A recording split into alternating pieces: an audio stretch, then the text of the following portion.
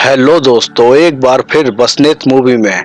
आज की मूवी है द बिग ट्रीज, जो आई थी 1952 में। तो चलते हैं सीधा मूवी में। हम देखते हैं अलास्का में जेम्स फॉलन टिम्बर का ऑफिस, जहां बहुत सारे मजदूर अपने काम के पैसे मांग रहे होते हैं। ये लोग जिम फॉलन के लिए पेड़ काटा करते हैं, जिसके लिए ये अपने पैसे मांग रहे होते हैं। तभी भीड़ में से एक आदमी फॉलन के ऑफिस की खिड़की में पत्थर मार देता है, जिससे फॉलन खिड़की से झांकता हुआ बोलता है, तुम्हारे पैसे मैं जरूर दूंगा अभी। अब हम ऑफिस के अंदर देखते हैं, जहां फॉलन के पार्टनर भी अपना हिस्सा मांग रहे होते हैं और बोलते हैं, तुम्हारे वजह से हमारा सारा पैसा डूब गया। फॉलन उनसे बोलता है, तुम मेरा विश्वास करो, मैं जमीन लूंगा कैलिफोर्निया में, जहां बहुत बड़े रेडवुड के पेड़ हैं, जिनसे बहुत पैसा हम कमा सकते हैं। और किसी तरह उन्हें मना कर उन्हें होटल भेज देता है अपनी सेक्रेटरी के संग। उसके बाद फॉलन एक फर्जी चेक भरता है और उसे बाहर लाकर मजदूर से बोलता है, ये लो अपना पैसा। मगर वो बोलते हैं, ये कागज का टुकड़ा लेकर हम क्या करेंगे, पैसा हमें कैश में चाहिए। फॉलन अपने आदमी फ्रैंक से बोलता है, ये चेक लेकर बैंक में जाओ और पैसा लेकर आओ। वो चेक देखकर सोचने लग जाता है, क्योंकि वो तो फर्जी था, ये सिर्फ चाल होती है मजदूरों को रोकने की। और फ्रैंक वो चेक लेकर वहीं थोड़ी दूर जाकर खड़ा हो जाता है। और अब फॉलन अपने मजदूरों को बेवकूफ बनाने लग जाता है और बोलता है, थोड़ी देर में तुम्हारा पैसा तुमको मिल जाएगा, मगर हमारी टीम टूट जाएगी, क्योंकि मैं चला जाऊंगा कैलिफोर्निया और तुम सब बेकार हो जाओगे। मेरा तो बस ये मन था कि मैं तुम सबको अपने साथ ले जाऊं, क्योंकि मैंने वहां की सरकार से जमीन ली है ठेके पे पेड़ काटने के लिए, और मैं चाहता था कि तुम सब भी मेरे पार्टनर बन जाते। मगर तुमको तो पैसा चाहिए, ठीक है ले लो पैसा, मैं वहाँ के लोगों को अपना पार्टनर बना लूंगा, वो बहुत पैसा कमा लेंगे इससे। मगर तभी वहाँ दो लोग बंदूक लेकर आ जाते हैं, जो फॉलन के ही आदमी होते हैं। और वो फॉलन से बोलते हैं, हमें कुछ नहीं चाहिए, हमें बस अपना पैसा दे दो।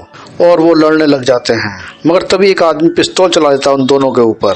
और फिर फॉलन के मजदूर लोग एक बार फिर पसंद करने लग जाते हैं उसे, क्योंकि उन्हें अब ज्यादा पैसा कमाना है। और खुद ही बोलने लग जाते हैं कि हमें वो पैसा नहीं चाहिए जो चेक फ्रैंक के पास था। और वो सब फॉलन के साथ होते हैं अब। और फ्रैंक ये सब देखकर फर्जी चेक फाड़ देता है। उसके बाद फॉलन उस आदमी से मिलता है जिसने उन दोनों पर गोली चलाई थी, और उसका नाम होता है योकॉन बंस। और बंस से बोलता है, तुम मेरे लिए लक्की हो, क्या तुम मेरे साथ काम करोगे। बंस बोलता है, ठीक है, वैसे भी मेरे पास कोई काम नहीं था। फिर फॉलन बोलता है, अब तुम मुझसे पहले कैलिफोर्निया जाओगे एक बड़े व्यापारी बनकर, ये देखने की वहाँ का माहौल कैसा है, और तुम मेरे बारे में वहाँ के लोगों को अच्छी जानकारी दोगे। और वंश चला जाता है। उधर हम देखते हैं कुछ दिनों बाद फॉलन और फ्रैंक भी कैलिफोर्निया की तरफ चल देते हैं, जहाँ फ्रैंक बोलता है, तुमने वंश को पहले क्यों भेजा। फॉलन बोलता है, अभी तुम ये सब नहीं समझोगे। और बोलता है, जब वंश से मेरा काम खत्म हो जाएगा तो उसे भी मैं निकाल दूंगा। और अब हम कैलिफोर्निया में लैंड ऑफिस देखते हैं, जहां वंश ने पूरी सेटिंग कर ली थी, जिससे वहां के लोगों के साथ वो घुल मिल गया था। मगर वहां के लोकल ठेकेदारों को ये बात मंजूर नहीं थी, क्योंकि उन्हें ये टेंडर नहीं मिल रहा था। और वहां के लोग भी इन लोकल ठेकेदारों से नाराज थे, क्योंकि ये पूरे पेड़ ही काट डालते थे। और फॉलन ने टेंडर के मुताबिक ज्यादा पैसा वहां की सरकार को दे दिया था, जिस कारण उनकी झड़प हो जाती है बंस से। मगर बंस पिस्तौल निकाल लेता है। वहाँ फॉलन और फ्रैंक भी आ जाते हैं, जो दूर से ये सब देख रहे होते हैं। और फिर वो नहीं मानते तो वंश गोली चलाता है, जिससे वो सभी लोग चले जाते हैं। फिर वहाँ एक धार्मिक सिस्टर आ जाती है, जो वहाँ के बड़े पेड़ों की रक्षा करती है, और मिस्टर केलर से बोलती है, जो वहाँ टेंडर पास करते हैं, कि तुम जमीन इन लोगों को मत देना। मगर तभी बंस बोलता है, सिस्टर आप चिंता मत करो, तुम्हारे बड़े पेड़ों को कोई नहीं काटेगा, क्योंकि ये सारी जमीन फॉलन ने ले ली है। और तभी वहाँ फॉलन भी आ जाता है, और सिस्टर, जिसका नाम अलीसिया होता है, वो फॉलन का धन्यवाद करती है और बोलती है, आप हमारे पिताजी से मिलने जरूर आएं और रात का खाना हमारे घर ही खाएं, और मिस्टर बंस को भी साथ लेकर आएं, और आप वो बड़े पेड़ भी देख सकते हैं वहाँ। फिर हम फॉलन और बंस को देखते हैं, जो उन बड़े पेड़ों को नाप रहे होते हैं। अलीसिया भी वहाँ आ जाती है और बोलती है, ये पेड़ यहाँ की शान है, और उन दोनों को अपनी फैमिली से मिलवाती है।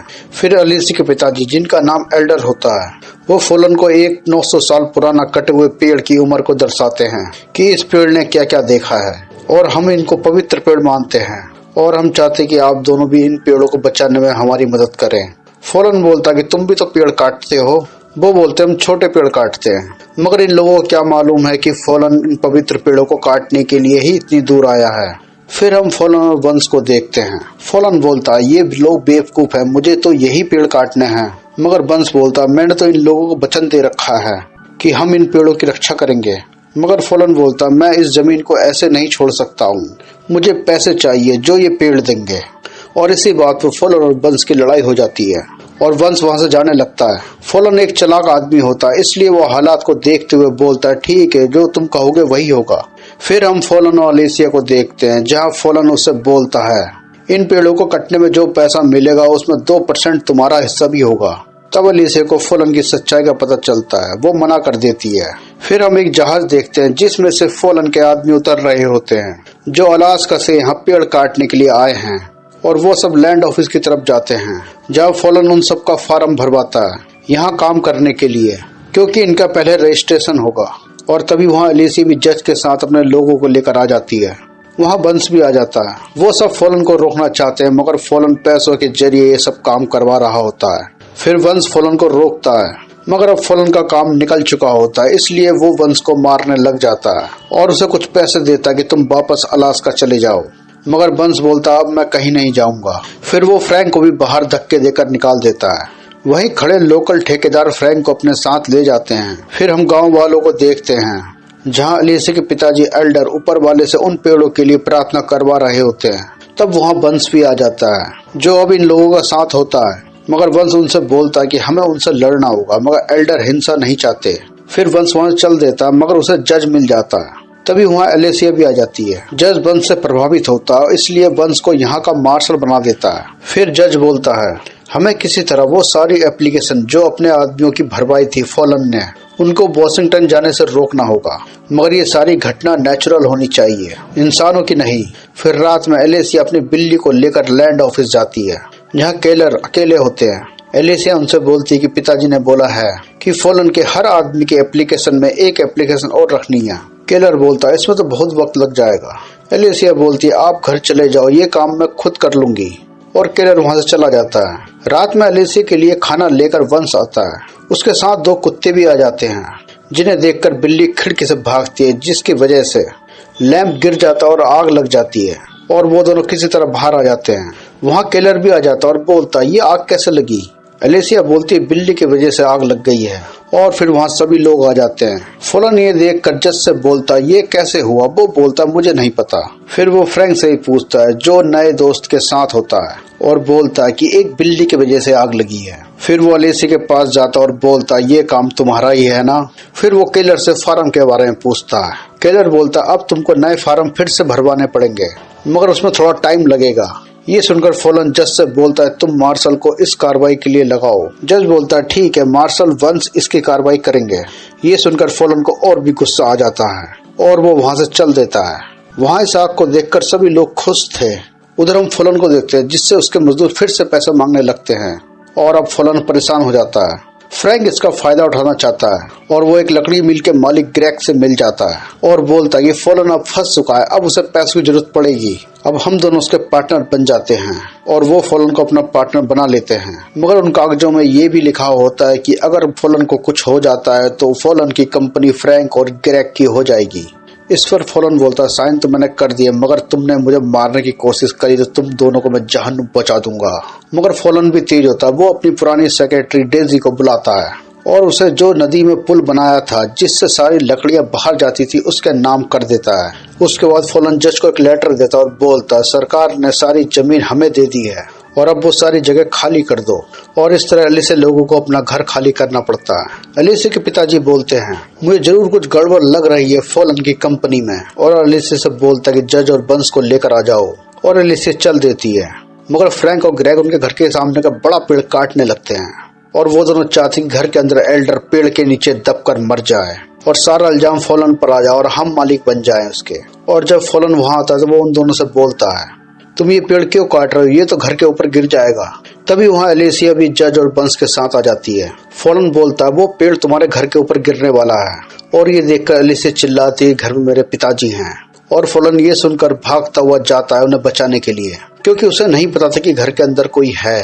मगर तभी पेड़ गिर जाता है जिससे एल्डर की मौत हो जाती है, जिसे देखकर फ्रैंक बोलता है कि फॉलन ने पेड़ काटने का ऑर्डर हमें दिया था। और ये सुनकर मार्शल वंश फॉलन को गिरफ्तार कर लेता है। फिर जज अलेसिया से बोलता है तुम दुखी मत हो, फॉलन को फांसी होगी क्योंकि ये मर्डर है। मगर अलेसिया बोलती है मुझे नहीं लगता कि ये काम फॉलन का है। तुम भी तो मेरे साथ थे। पिताजी की बात सुनकर सबसे पहले बचाने फॉलन ही गया था और वो पिताजी की बहुत इज्जत भी करता था, इसलिए मुझे लगता है कि कोई उसे फंसा रहा है। और ये बात सुनकर जज वंस को ऑर्डर देता है कि फॉलन को छोड़ दो और जितनी फॉलन की कंपनी में उन सभी से पूछताछ करो। फिर फॉलन एलिसिया को धन्यवाद करता है। एलिसिया बोलती है पिताजी ने हमें सिखाया था माफ करना। उसके बाद फॉलन फ्रैंक को देखकर उसके पीछे पड़ जाता है और पुल के ऊपर उसे पकड़ लेता है और पीटना शुरू कर देता है और उसे पानी में फेंक देता है और खुद भी भाग जाता है। फिर हम एलिसिया को देखते हैं जो बंस से बोलती है तुम फॉलन का पीछा क्यों पड़े हो, वो निर्दोष है। बंस बोलता है तुम उसके चक्कर में मत पड़ो, शुरू में सबसे वो अच्छा व्यवहार करता है लेकिन बाद में वो बुरा करता है। मगर एलिसिया नहीं मानती। उधर फ्रैंक फॉलन को मारने के लिए अपने आदमी भेज देता है। फिर हम बंस को और फॉलन को देखते हैं जहाँ बंस बोलता है सिर्फ एलिसिया की वजह से तुम आजाद हो, वो तुम पर बहुत विश्वास करती है, कम से कम उसके संग तो अच्छा करना। फॉलन बोलता है तुम मुझे आज भी पसंद करते हो ना, और बोलता है चलो ड्रिंक पीने बाहर चलते हैं। फ्रैंक के आदमी फॉलन पर गोली चलाते हैं जैसे ही बाहर आते हैं, मगर बीच में वंस आ जाता है और गोलियों का शिकार हो जाता है और मर जाता है। वहाँ एलिसिया भी आ जाती है और ये देखकर वो बहुत दुखी होती है। उसके बाद फॉलन को भी इस बात का बहुत दुख होता है क्योंकि फॉलन वंस को अपना लक मानता था। उसके बाद फॉलन जज से मिलता है और बोलता है मुझे किसी तरह फ्रैंक और ग्रेग को उन बड़े पेड़ों को काटने से रोकना है। जज बोलता है मुझे पता है ये सब कैसे करना है, मगर तुमने अपने आदमी की एप्लीकेशन भरवाकर ये सब चौपट कर दिया है जिससे वो सब बड़े पेड़ काटेंगे। फौरन बोलता अब तुम मेरा एफिडेविट लिखो और बोलता तुम यहाँ के लोगों को बोलो कि वो अपनी एप्लीकेशन फाइल करें। जज बोलता मगर तुम अपनी सेक्रेटरी डेजी से बोलो कि वो इन लोगों के लिए डैम खोले जिससे ये लकड़ियाँ बाहर ले जा सके। फौरन बोलता उसकी तुम चिंता मत करो, मैंने ये पुल वाले डैम को उसके नाम करा है जिससे कि फ्रैंक और ग्रेग चोरी ना कर सके लकड़ियों की। फिर फौरन डेजी के पास जाता है मगर वो बोलती है मैं तुमसे तंग आ गई थी, तुमने मुझे कोई पैसा नहीं दिया इसलिए मैंने डैम के राइट्स $25,000 में फ्रैंक को बेच दिए। ये सुनकर फौरन को गुस्सा आ जाता है मगर वो क्या कर सकता है। फिर फौरन गांव के आदमी के पास जाता है जो लकड़ी काट रहे होते हैं और फौरन बोलता है हमें लकड़ी कहीं और से ले जानी होगी क्योंकि वो डैम फ्रैंक ने खरीद लिया है। फिर फौरन एलिसिया को पैसे देता है लोगों के लिए। फिर वो सब मिलकर एक रेलवे ट्रैक बनाते हैं जिसमें वो अपनी लकड़ियां लाद कर बाहर ले जा सके। इस काम में फौरन का पैसा लगता है क्योंकि अब वो पूरी तरह बदल चुका होता है। मगर ये बात फ्रैंक और ग्रेग को अच्छी नहीं लगती और वो उनके ट्रैक को गिराना चाहते हैं, इसलिए वो रेल ट्रैक के पुल को नीचे से काट देते हैं। मगर इनको एलिसिया का भाई देख लेता है और वो उन सबको बताने चला जाता है। उधर फ्रैंक और ग्रेग ट्रेन को चलाकर छोड़ देते हैं मगर उस ट्रेन के अंदर एलिसिया भी होती है। उधर एलिसिया का भाई भी फौरन को ये सब बोल देता है। फिर फौरन भागता हुआ किसी तरह उस ट्रेन में चढ़ जाता है और उसे रोक देता है जिससे एलिसिया की जान बच जाती है। फिर फौरन बोलता है अब हम चुप नहीं रहेंगे और अब हम सब मिलकर उनके नदी वाले डैम को डायनामाइट से उड़ा देंगे। फिर हम देखते हैं ग्रेग उन पर गोली चलाने वाला होता है मगर तभी वहाँ की औरतें आ जाती है और उसके सर पर पत्थर मार देती हैं। उधर डैम में फौरन डायनामाइट लगा रहा होता है। फ्रैंक ये देखकर वहाँ आ जाता है और उससे लड़ने लग जाता है। फौरन उसे उठाकर डैम के नीचे फेंक देता है और वहां से भाग जाता है क्योंकि फौरन ने डायनामाइट में आग लगा चुका था और सबसे बोलता है डैम उड़ने वाला है, सब छुप जाओ। और फिर एक बड़ा धमाका होता है और डैम उड़ जाता है और इस तरह वो लोग जीत जाते हैं। उसके बाद फौरन एलिसिया से शादी कर लेता है और हमेशा के लिए वो वहीं रह जाता है उन बड़े रेडवुड पेड़ों की रक्षा के लिए। और इसी के साथ आज की मूवी खत्म होती है। प्लीज चैनल को लाइक और सब्सक्राइब करें और बेल आइकन भी प्रेस जरूर करें ताकि हमारी आगे की वीडियो आपके पास पहुंचती रहे। तब तक के लिए गुड बाय।